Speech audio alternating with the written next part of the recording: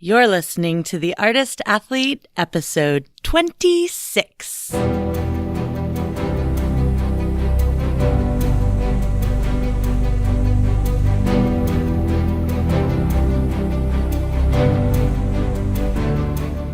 This podcast is dedicated to circus.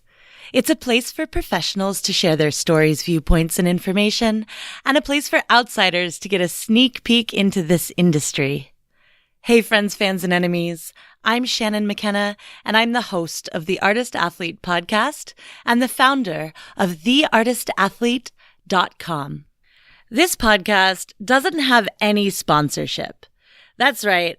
There's no Casper mattresses calling me, no Squarespace trying to get at me. This podcast, it's funded entirely through the support of listeners like you. And I do that on patreon.com, which is a website where you can give as little as $1 a month.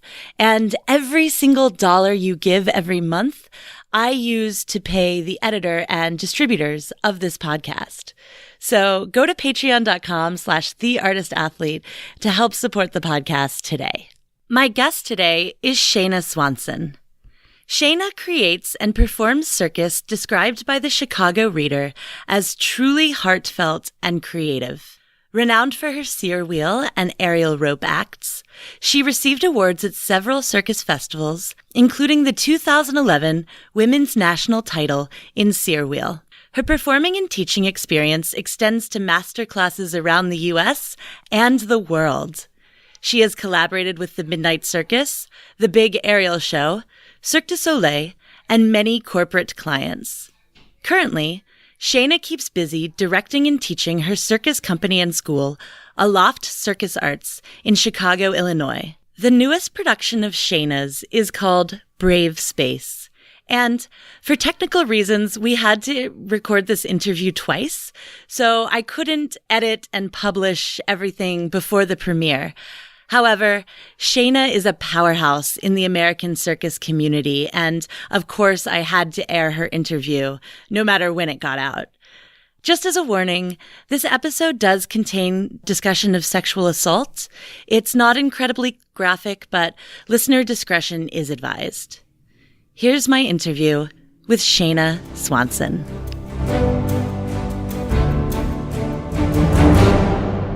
Shayna Swanson, welcome to the Artist Athlete podcast one more again. It feels like home now. Oh, good. Welcome home. So can you, in your own words, tell the people who you are and what you do? I'm a circus director and a company owner. I own a company called Aloft Circus Arts. It's not a loft or a loft. People think that all the time. So yeah, we're a company based in Chicago that is a school and a performance company. Also, in my past, have been a circus student and a circus performer. I performed on rope and sear wheel for a long time. I still do sear wheel once in a while if somebody calls up and they have a big enough check. Also, I do spreadsheets. So that's how I feel like my life is sometimes. I love spreadsheets. I hate them. But now I'm really happy and satisfied and lucky in my life that I'm actually directing work and getting back to my creative passion and not just doing spreadsheets and administrating anymore. Not to belabor spreadsheets too much, but what kind of spreadsheets do you make? I do spreadsheets of who the new full-timers are coming into the program and, what their phone numbers are. It's super interesting. Yeah, it sounds fascinating. As a spreadsheet nerd myself, I'm always how do people record their information? And pretty straightforward stuff, it sounds like, for you. Can you talk a little bit about the full-time program? It's a professional development program. When we first started it, we were reluctant to call it a professional track program because it was only 9 months long. And I don't think that 9 months is any kind of substantial time to become a professional circus artist or build an act or anything like that. So we just called it a full-time training program. And then it expanded to a 2-year program, which I really like and I think is awesome and is a really good chunk of time to develop an act. And the first year is devoted to working on skill development and acquisition, but they're also working on movement research and really honing in on how to find their own true voice as a circus artist and how to move in their own style and develop skills and an act that is really unique and not just like another Silks act. So, You don't think the world needs more Silks acts? No, man.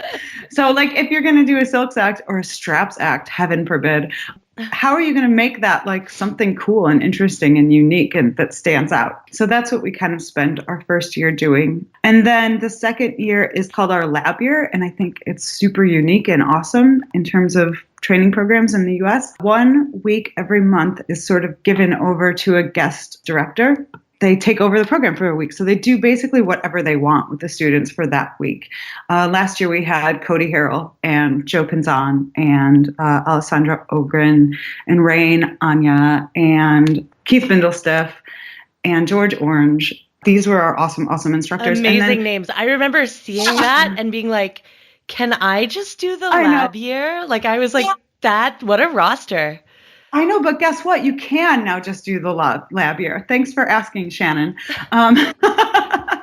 So we decided to split the program into 2 separate years that you could take one or the other or both. We're actually going to do an early admissions for the lab year for people that like absolutely definitely know they want to do it. And applications, I think, are going to be due at the beginning of January, and then the audition for that will be at the end of January. The last 2 months of the lab year are given over to a director from somewhere else. So last time we had Emma Sargent from Australia, and she was one of the co-founders of Cassis and one of the original members of Circa, and she's so amazing. Yeah. So she came over and she worked with the students for 2 months developing an original show with them.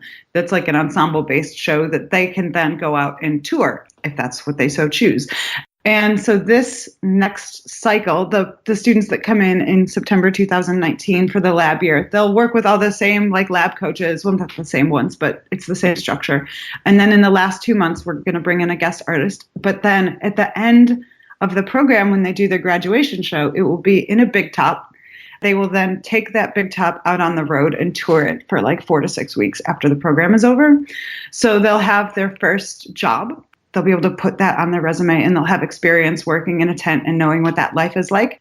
My goal with the program is to develop artists that are like really experienced when they come out of the program and ready to like jump into any situation and work with any kind of director and be prepared for anything that they might throw at them and know how to work with different personalities and all of that. That's what our full-time program is. That's so cool. It's pretty awesome and also terrifying. Did you come up with this construction or that kind of idea based on your own experiences? I mean, I got to tour in a big top, not for like a long time, but for enough time that it was like, oh, this is the jam. This is really like where it's at. Nice. And I feel like there's a lot of like new tented shows coming up, and that's really cool. And I feel like maybe like the future of circus in the United States is kind of a throwback to the past of circus in the United States, and maybe like done in a slightly different way. I mean, circus is so punk rock. I remember like I used to be a punk rocker and I used to like be in a van driving around and like going to shows and whatever venue you could possibly find, like a VFW hall or a basement or whatever. And I think that circus has intrinsically a lot of that same quality of just like, well, let's do it. Like we'll figure it out. Here we go, you know. You talked about creating a training space for artists that you wanted to hire. I want to work with people that I have some kind of a history with, you know. I'm not interested in just like bringing in a stranger that I have no camaraderie with, or I don't know what they're like as a person, or, well, you know, I want to work with artists that are really, really skilled technically, but that are also really, really awesome and interesting performers and are willing to like convey like an entire range of emotion on stage. And I also want to work with people that like I care about as people. And I think that that brings a quality forward in work that is lacking in companies where people just come in from outside for a contract and then leave. I want the group to really like instill a huge sense of trust in each other. And I think that that's sort of what is making my new show really unique and awesome, is like the history that all these people have with each other. Yeah, that's a really good segue, because your new show is called Brave Space. Uh-huh. And these are all people that you've worked with for a long time. Yeah. So I've got one person in the show, Zoe Shepard. She's a person that's started doing circus at Aloft as a person who had never done circus before, like 10 years ago, and worked her way up from being like this person who was like falling on my head all the time to a person who's such a polished and awesome and beautiful performer and like a really super intrinsic part of Aloft over the last 10 years. And then the rest of the cast is all people that have graduated from our full-time training program, which is super awesome. And some of them graduated 4 years ago and some people graduated last year, but they all sort of came through the same program. And Brian and Zoe have been teachers in that program. So they're all sort of coming into this project with the same training background and voice. And so everyone's really comfortable with each other and supportive. And it's just like, it's so fun to make the show with them. Yeah, it's so neat. I hear this in theater, directors or people will have their company and choreographers do the same thing. They bring in the same dancers over and over again.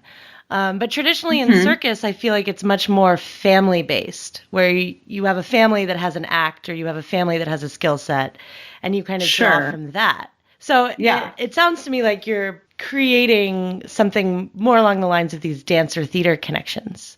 And also, like, not to be too cheesy, but like we're also creating a family, in a way. When I was in college, I was a sociology major.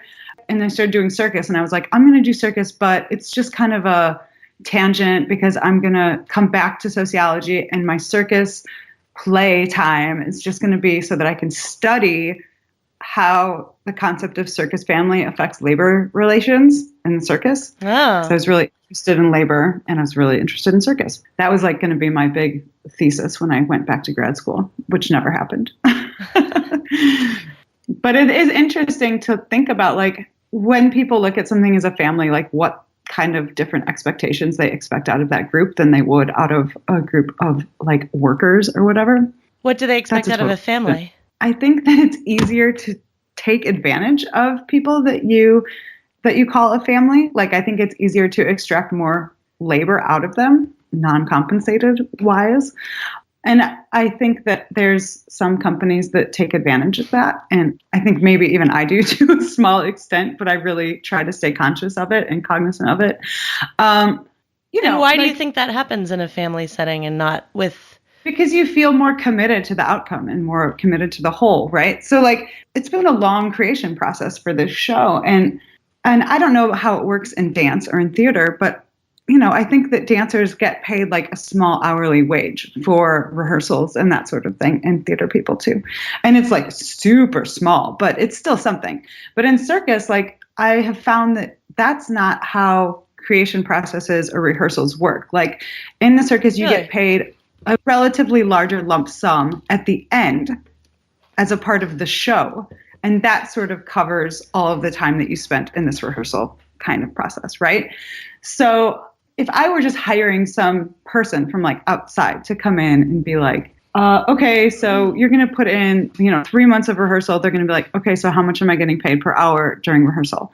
Whereas if you have a group that is more committed to each other and to the final outcome and the whole thing being good and like looking forward into the future, then they're going to be like, okay, I'm willing to kind of do this for a little bit less than I would like to because I enjoy you guys and I enjoy the process, and I'm committed to this moving forward. So what did you create? I feel like it's the show that I've always wanted to make and always tried to create. And it's like finally coming to fruition. I think that it couldn't have happened at a different time and with a different group of people. At its core, it's about putting your own physical safety on the line or emotional safety on the line in order to support like a vulnerable community member around you, and just kind of about stepping out of your comfort zone in order to lift other people up and help support them. So I think it's kind of timely in our political climate and that sort of thing. And we tried to design all of these ways to create a really physical connection between the performer and the audience. Like, so when the audience is holding a line that has a trapeze artist on the other side, like they can feel their movements and their vibrations through that line, and they are instilled with the sense of responsibility for that person, which is something that we don't get a lot of, or a lot of people in this world don't really get to experience. putting you've kind up of for a stranger, created like audience as participant instead of audience as just spectator. Yeah, I mean, there's absolutely no fourth wall in the show. So the show kind of, when you first encounter it, it's just 250 yards of fabric laying on the floor. And then it slowly builds up into this kind of it's like a blanket fort. And then the audience all goes inside of the blanket fort. People who've seen previews of the show say that it's like going into another world and being transported to a different place. It's super magical and really cool. You're moving around constantly as an audience member. You're standing, you're sitting, you're laying down. So it's a new and really unique way for a lot of people to experience circus.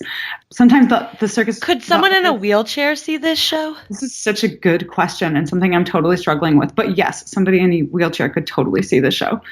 So yeah, we've sort of worked that in, and we've said when you buy tickets, please let us know if you have any accessibility requirements and that sort of thing. You talked a little bit in the Lost interview, as I have just started calling it right at the second. You talked a little bit in the Lost interview about how this is kind of a departure from narrative circus. Oh, yeah. For you. Yeah. In the past, I've always created shows with a really strong narrative, and I feel like it's something that I'm pretty good at. Taking an idea of a story and weaving the circus acts into it in a way that makes sense and actually furthers the narrative, instead of story, here's a circus act, story, here's another circus act. I feel like I've always been pretty good about making the circus acts make sense within the context of that story. And so I had a story that I wanted to tell with this show, and I've had this story and the images for the show in my head for 4 or 5 years now. And I've been going around being I'm going to make a show. It's going to be about a blanket fort, and it's going to be about how communities enact revenge upon community members who wronged them, and then they thrust them out of that community. And is that really the best way for us to deal with problems? And, I had this whole idea about what the show was going to be. And then I had this whole kind of package of images that I wanted to use. Originally, the show was going to be 4 women. Then I think it's a solo show, and I think I'm going to do the solo show because the plot and the narrative that I wanted to tell was a very personal story of my own.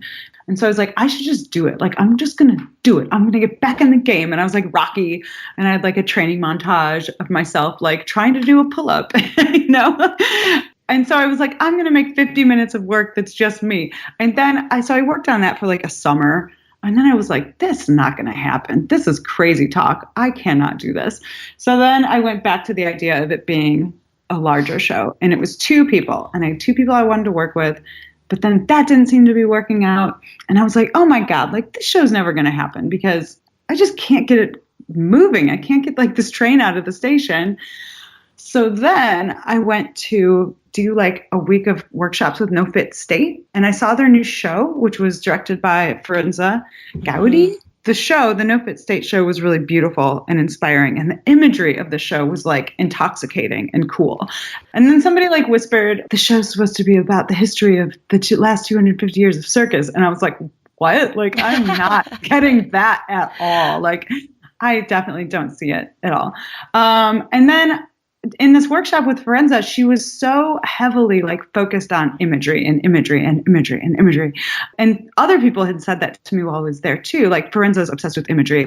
She just works out of images. And so I went home from that and I was wait a second. I feel I'm trying to take this narrative and I'm trying to take these images and I'm trying to jam them together. But they're 2 puzzle pieces that don't fit at all. Right. Mm-hmm. So I was you know what? Forget the narrative. I'm not going to do it. Maybe that's a show I make later, or maybe it's a show that I never make. So then I had these images and I was okay, I'm just going to play with these. But in order to play with them, I need a crew of people to play with. So I started having kind of open workshop time. We would just work through all of these different images that I had created and see if they were actually possible and what would come of them. So I had a group of about 15 people that was coming for about a month and a half. It was amazing. And so many other cool ideas came out of it. And so now a lot of the original even images that I had for this show aren't even being used in the show, right? Because so many other cool things came up in the process of it. So I was working with 15 people and I was like, I don't want this to be a 15-person show because that's totally financially unsustainable. Yeah. Like, I want to have it be like 4 or 5-person show. And so after the process of the workshops was kind of drawing to a close, I was like, I need to narrow down how many people I'm working with. So I chose the people that would enable those images to occur. And I brought them in. And then so I was working with those 6 people for a while. And then I really wanted to have the image of a person standing on top of a pole.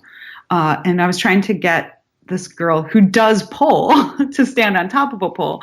And like, those are not the same skill set. Like, no. And she was doing okay, but I could tell like she was like super nervous about it. And she was super game. Every time she was like, okay, I'll go up there. I'll stand on top of it. And she was in lines and everything, but it was not going to happen. And so I was like, all right, you know what? I'm just going to get somebody who's a professional balancer to come in and do this.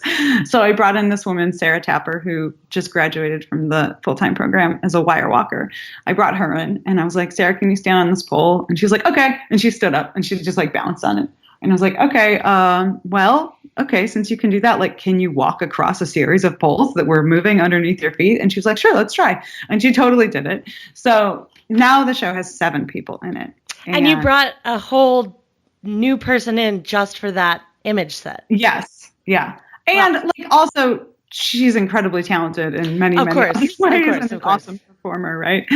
So now like the show, to kind of get back to the narrative and the imagery, the images that we created in that workshopping and rehearsal process brought out their own story that's really vivid and poignant. And it's not a narrative. It's like a layer that you can put your own narrative on top of. It says exactly what I wanted to say, I think. And it's like it had taken the message that I originally wanted to work with.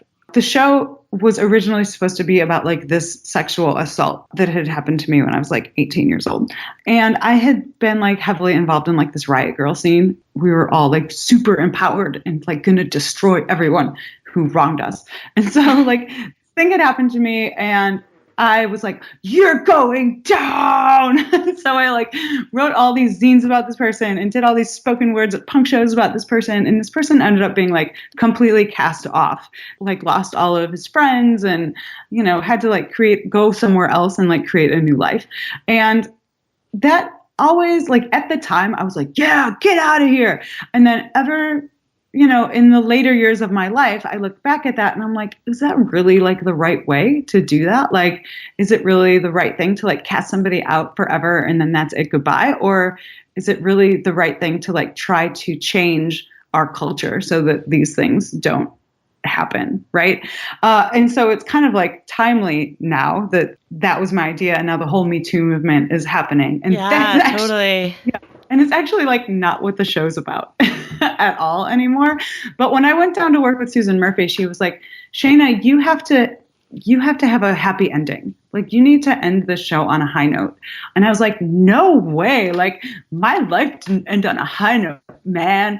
And so I'm like, I can't put a happy ending on it because it wasn't a happy ending experience. Right. But I feel like now. Why do you think Susan wanted that? Oh my God, because she thinks the audience craves, like we are in a dark time and the audience needs hope, And I was like, but that's not my story.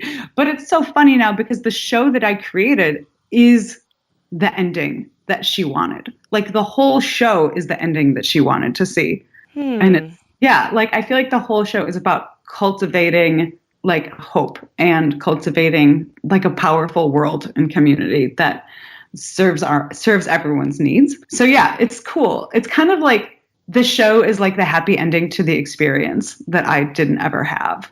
What do you think your assailant would say if he saw it? Well, he couldn't see it because he actually died, and that's part of the and that's part of like where all of the like heaviness comes in for me. Yeah. I think in that experience is that I was never able to go back to that person and be like, listen, like you fucked up, but also like I think that I fucked up a little bit in how I dealt with this. Yeah. So there's like been like kind of a weight of guilt, I think. But that person, if they saw the show, I think that they would think it was like super beautiful. He was a person who was like very artistic and poetic and I think he would think it was great. I think everyone who sees it's going to think it's great, Shannon. I want to see it so bad. Oh, I wish you could. I know, man. This podcast is brought to you by The Artist Athlete. Did you know that The Artist Athlete is more than just a podcast? It's a growing online resource for students of the aerial arts to deepen their journey to badassery by accessing techniques approved by physical therapists and master coaches in the industry. Our current spotlight is on the fundamentals of aerial alignment, a practical manual for hanging upside down.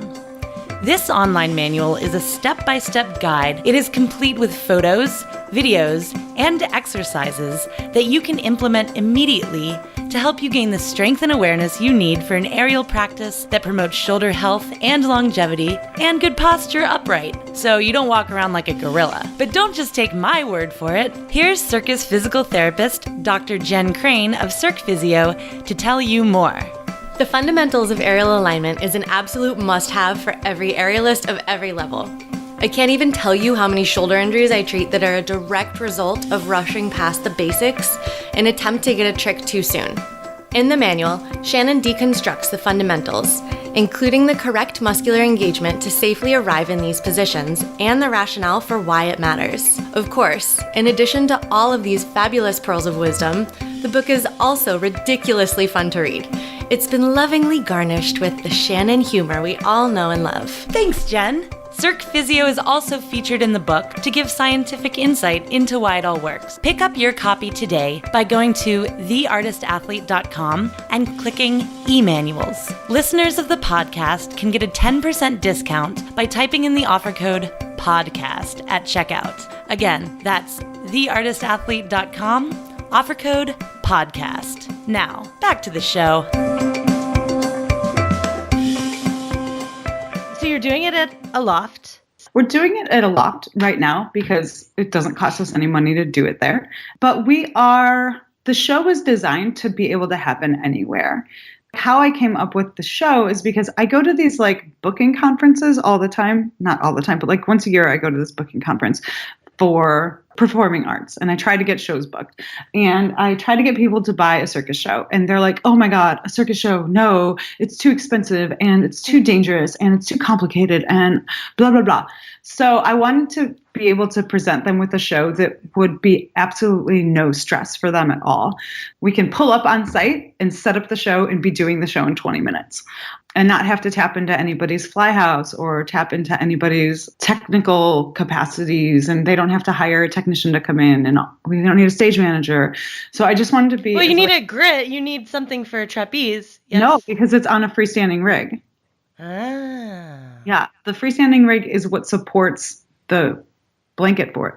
Ah. Uh-huh. Cool. Yeah, it's super cool. So when we went to the booking conference this year, people would walk by our booth and be like, are you interested in circus shows? And they'd be like, no. And then we'd be like, are you interested in blanket forts? And they'd be like, yeah, what are you talking about? And they'd come over, and then we'd show them pictures of the show, and they'd be like, oh my gosh, this looks amazing, super interested. And then we'd be like, well, it can only seat 100 people. And they'd be like, because these are people that have 1,300 seat theaters, So then we did a preview of the show at that booking conference, and people loved it. They were these stodgy old bookers that, watched art and Karen Carpenter cover bands and Sound of Music. Shows that are appealing to definitely an older generation, but they're all talking about how they want to appeal to a new generation. They want to get new audiences in their theaters, and how do they do it? And I was like, well, guys, here's an idea. Stop booking the same kind of shows that you book every year, year after year after year.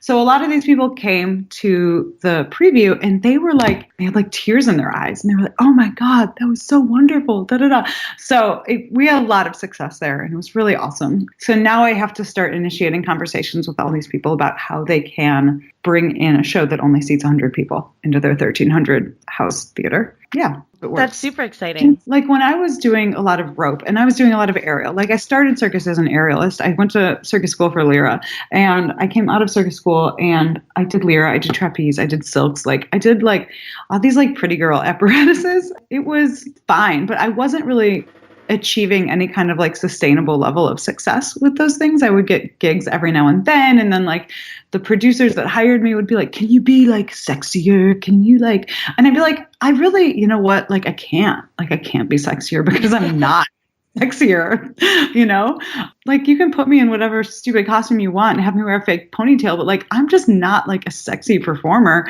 And so when I started doing rope, I was like, you know what? I'm just going to like make an act that's me. I'm going to make an act that feels like me and feels really good and is like strong and daring and badass. And like, that's going to be my act. So I worked on that act for a really long time. And when I was done, I suddenly found that success that had eluded me for so long. And I legitimately think it's because I was suddenly like being genuine as a performer and providing something that was a little bit different from what other people had done. And I got to perform that act all over the world, and it was awesome.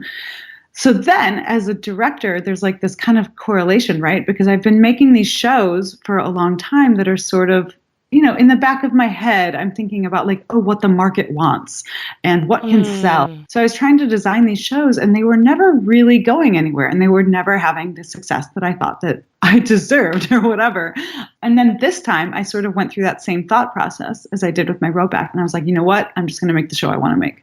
And it's going to be completely impractical, but it's going to be awesome and beautiful and what I want, like what is in my heart as an artist. And so that's the show that I made. And now it's like showing signs of like having that success that I've been looking for so long. So it just goes to show like you have to be true to yourself in order to be successful. It sounds so cliche, but it's so true, because really what the market wants is human beings making things that are true to themselves. What the market that I want to work in wants that. There's other markets. You know? Well, but also some people being true to themselves, they love having a blonde wig and singing the highest note and doing jazz squares. Like that is who they are. Yeah. And that's awesome. And so those people become successful at that thing. But like, if you put a blonde wig on me and have me try to sing the highest note, like people are trying to run out of that room as fast as they can. Right? But if you put like a black wig on me and you have me like scream punk rock into a microphone, like people are probably going to stick around. Dude, can your next show be like a punk rock band and a circus show? Yeah, I have a whole bunch of shows that I want to make in my head. But I want to like sit with this new one for a while because like I'm in love with it. It's a challenge because we had to set our ticket price significantly higher than we usually do for our shows because there's 7 people in the show and because it only seats 100 people. So in order to like make enough money doing the show to pay those people, we had to set our ticket prices. Well, originally we set them at $50 and there was like 0 response. So I've been offering some deals and I lowered the prices of a couple of the shows to $40. And so that's like amount of money that people are not used to paying for circus shows. And so it's been a little bit of an education experience for those people and for me. A lot of people complain about like circus is expensive. People who do circus complain, oh, classes are expensive. Oh, workshops are expensive. Oh, and now like, oh, this show is expensive, right? At the same time, you're trying to ask people to pay you $1,000 to go do your act somewhere, right? So if you as an artist want to make that doing an act, you have to understand when a producer charges X amount of dollars in order to pay the artist in the show that amount of money, right? So it's sort of like you're being asked as an audience to sort of be responsible again for like the financial stability and success of circus. It's been interesting, you know, but I think it's fine. Now that we dropped the price point a little bit, I think people are responding a little bit more. Yay. Well, congratulations again. Thank you. And this interview is recording now, thank God. So I have my final question. Yes. And it is, what advice would you give to yourself at the beginning of your career? I know the answer to this one. So I know you do. At the beginning of my career, I really thought that I was like hot shit and like I was really good. I had 0 input. Like there was no YouTube, there was no Instagram, there was like nothing around me for me to gauge myself against. I was like creating circus in a vacuum a little bit on a very, very, very badly built trapeze hanging from a tree in my backyard. And I was like just winging it and making it up as I went. So I thought it was really great. And so I decided that I was going to, send out some videos, some promo videos of myself to like different bookers and to Cirque du Soleil and, all of this stuff. And like, I was not good. Like I should not have been sending that stuff out. And it sort of like dug me into a hole a little bit. Like I literally got a letter. I don't know. I might be the only person that's ever gotten this letter in the world. I got a letter from Cirque du Soleil after like the third time I submitted to them that was like, honey, like you don't have to submit to us anymore. Like we're not going to hire you. Oh my gosh.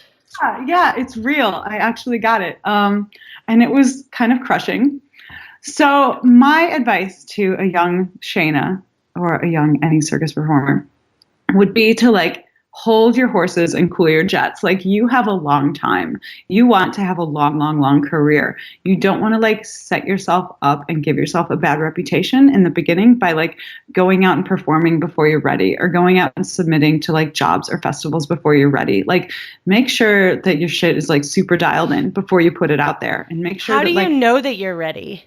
Well, people are so lucky now because you have a lot of things to like compare yourself to. So I think that that's really helpful to people, but you just have to like do some like serious self-assessment and like be honest with yourself and not get your whole ego wrapped up around like your abilities or your success or whatever. You have to like ask your friends for feedback. Send your video to like some people that you trust and be like, what do you honestly think of this? Before you put it out there. Yeah. And like talk to your coaches and ask your coaches if you're ready. And it might also become apparent if you're ready when people start asking you, like people that you respect start asking you to like work with them or do a gig with them or something like that. Like in my company have known that they're ready because I've been like, oh, hey, like I see that you're doing really well. Do you want to do a gig? Instead of like going up to everyone and being like, can I do a gig? Can I do a gig? How come I'm not getting gigs? Blah, blah, blah. Like, well, probably the reason that you're not doing gigs is like, because you're not really that good yet, Yeah, you have to have some patience. It is a long life and you have a long circus life ahead of you and like take some time and like enjoy the learning aspect of it and the process of becoming a badass, Yeah. That's my advice. That's great advice. Wish I had followed that advice. Whatever. Everything turned out fine in the end. Yeah. for old Shayna. Now you have a fabulous show and a fabulous trading studio and a fabulous company. So yeah, well done. I know. And a fabulous group of people around me all the time. It's awesome. Yay. Well, thanks so much for coming on the podcast, Shayna. Thank you for having me twice. My pleasure. I'll talk to you later. That was my interview with Shayna Swanson. Shayna had so much to say, and it was so fascinating. I think the thing that I have been really interested in lately that Shayna talked about was how sometimes having a plan or an idea of how something you're creating should be actually gets in the way of creating the thing that you want to make. Right now, I'm reading a book called On Writing by novelist Stephen King, and in it, King talks about how he doesn't actually plot out the story he's going to write. Here's what he says. I won't try to convince you that I've never plotted any more than I'd try to convince you that I've never told a lie. But I do both as infrequently as possible. I distrust plot for two reasons. First, because our lives are largely plotless, and second, because I believe plotting and the spontaneity of real creation aren't compatible. Going back to the interview, Shayna talks about how she had this story of assault and the aftermath, and this was the story she wanted to tell and create. However, her desire to stick to the story prohibited her from actually telling it.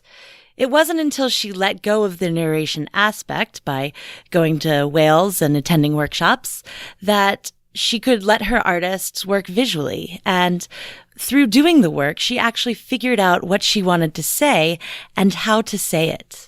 And I feel like this happens to me in act creation sometimes. I get stuck thinking that I have to add a particular trick or a sequence, or I want to make a certain emotion from the act.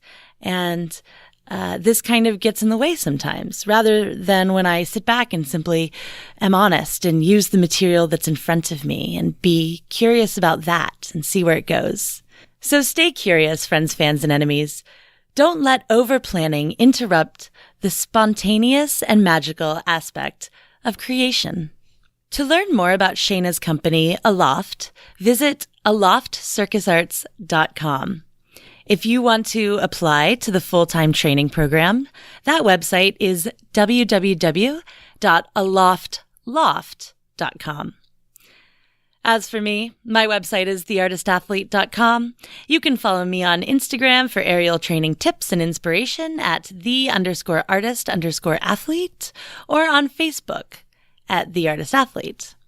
If you want to directly support the podcast, visit patreon.com/theartistathlete to make a pledge today.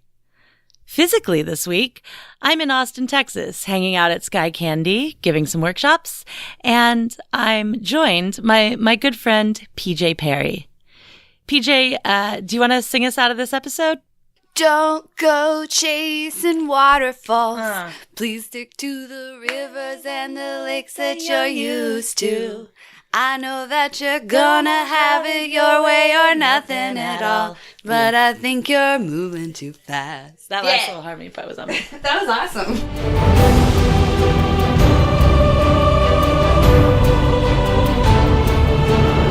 The Artist Athlete podcast is supported solely by donations from people like you. Here's what some of those people have to say. Hey there, friends, fans, and enemies. This is Chris Alston, Patreon of the Artist Athlete podcast. Straps artist and lyra performer and acrobat out of Greenville, South Carolina. So, if you're ever passing through, make sure to stop in and see me and my friends. We have a wonderful space, and we'd love to see you.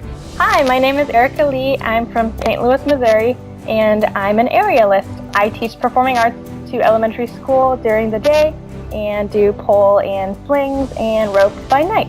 I really, really like the Artist Athlete podcast because it gives me a lot of circus goals to look forward to. It gives me a lot of insight on what's going on around the world in circus, and that's why I'm a Patreon.